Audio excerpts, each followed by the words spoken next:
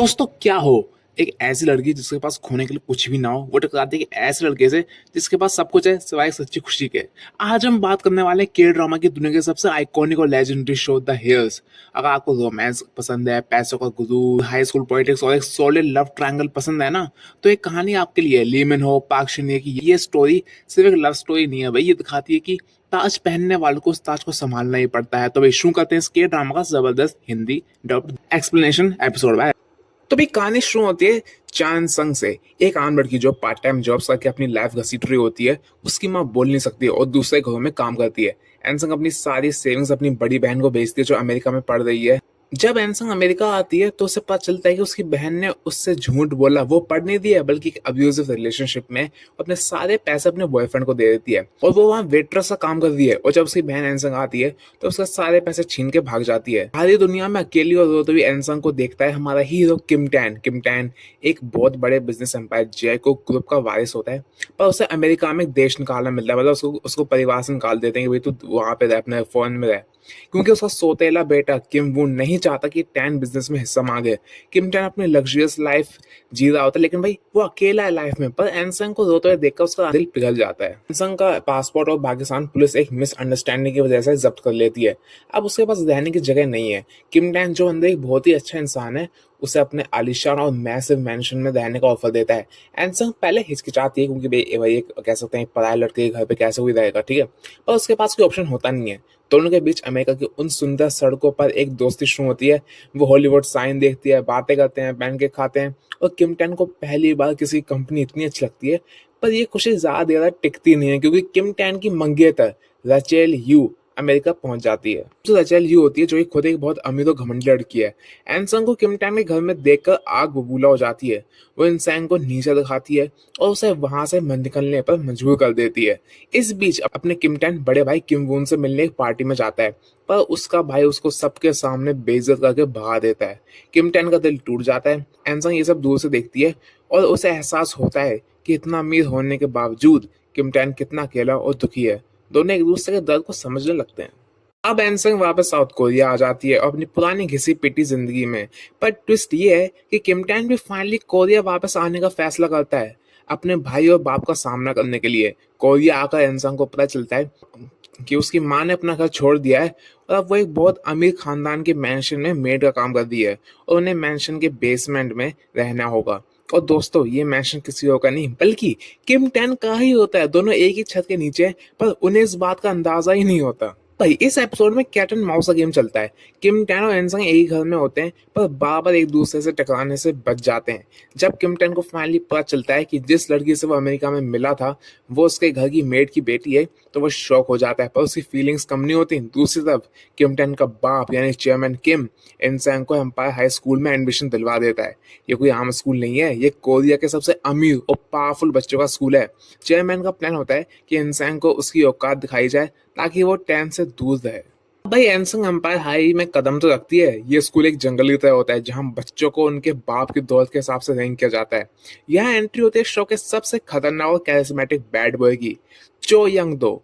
Young दो किम tan कभी best friends हुआ करते थे, पर अब वो जानी दुश्मन बन चुके हैं। यंग दो स्कूल का बुली है और उसकी नजर एनसंग पर पड़ जाती है। समझ में आ जाता है कि किम टैन इस लड़की को बचाना चाहता है, तो यंग दो डिसाइड करता है कि वो एनसंग को अपना निशाना बनाएगा ताकि वो किम टैन को दर्द पहुंचा सके। तो एनसंग को परेशान करना शुरू कर देता है। वो उसके साथ खाना खाने बैठता है, उसे डराता है, उसकी बैकग्राउंड चेक निकलवाने की कोशिश करता है। एनसंग स्कूल में झूठ बोलते है कि वो न्यू मनी यानी नई अमीरजादी है, क्योंकि अगर किसी को पता चला कि वो सोशल वेलफेयर कोटे से आई है तो उसकी जिंदगी नरक बन जाएगी। किम टैन बार बार एनसंग को यंग दो से बचाता है।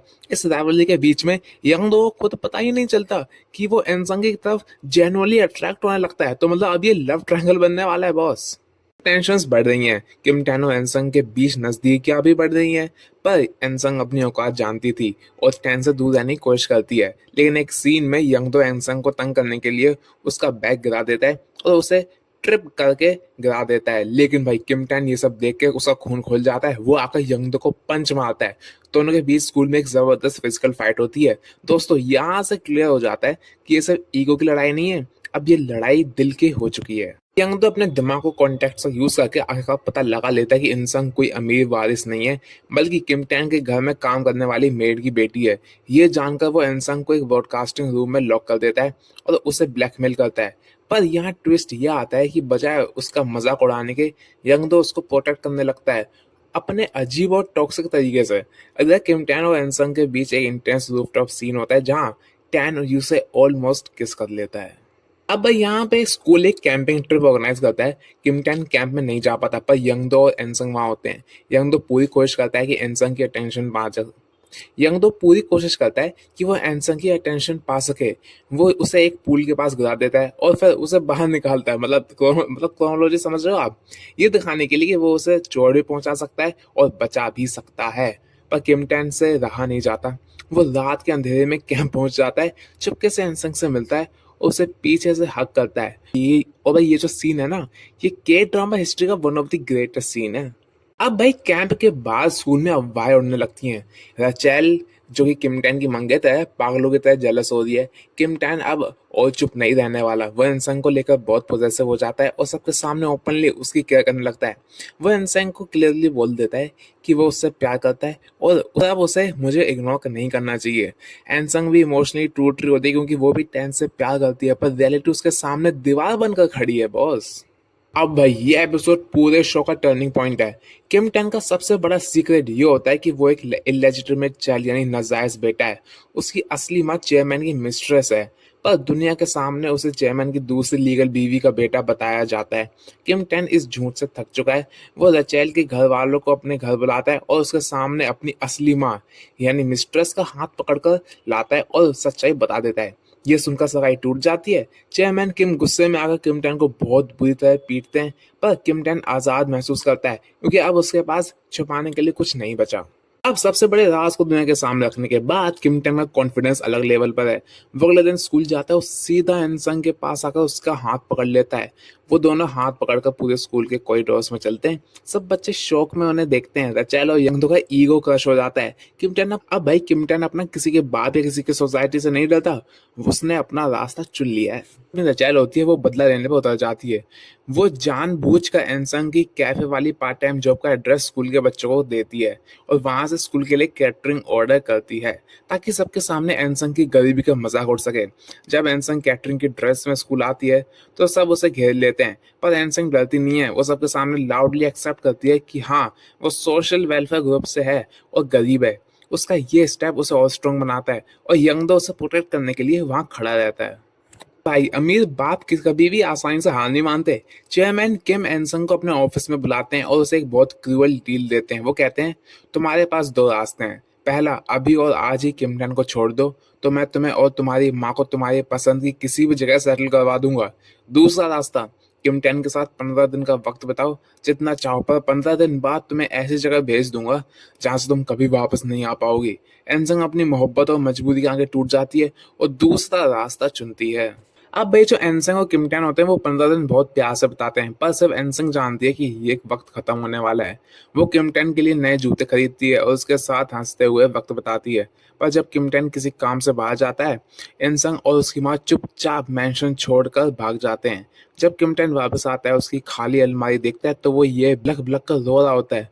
उसका दुख और रोना इतना रियल और पेनफुल होता है कि ऑडियंस यानी भाई मेरे भी आंसू आ गए थे यार।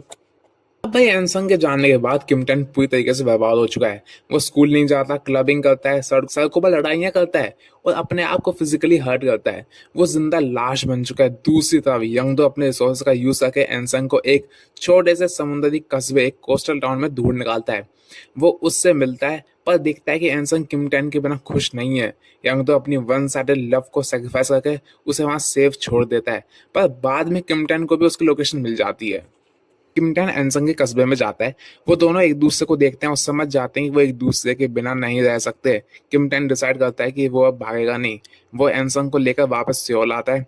वो अपनी माँ और एनसंग का हाथ पकड़कर अपने गुस्से वाले बाप के सामने खड़ा होता है। वो इसलिए बोल देता है अब वो अब इन दोनों को प्रोटेक्ट करेगा और अगर इसके लिए उसे अपना वारिस होने का टाइटल भी छोड़ना पड़े तो वो भी मंजूर है उसे। भाई अब शो अपने अल्टीमेट क्लाइमेक्स पर है। चेयरमैन किम को अचानक ब्रेन हैमरेज हो जाता है और वो कोमा में चले जाते हैं। जैसे ही वो गिरते हैं, उनकी दूसरी लीगल बीवी, जो कि बहुत चालाक है, पूरे अंपायर ग्रुप हड़पने का प्लान बनाती है। वो वो इमरजेंसी बोर्ड मीटिंग बुलाती है ताकि दोनों भाई वॉन और टैन को कंपनी से निकाला जा सके। इस मुश्किल घड़ी में किम वॉन और किम टैन आखिरकार अपने पुराने झगड़े भूलकर एक दूसरे के साथ आते हैं। वो शेयर्स इकट्ठा करते हैं और अपने दुश्मनों को हराने के लिए साथ खड़े हो जाते हैं। अब भाई आखिरी एपिसोड में बहुत सारे इमोशंस हैं।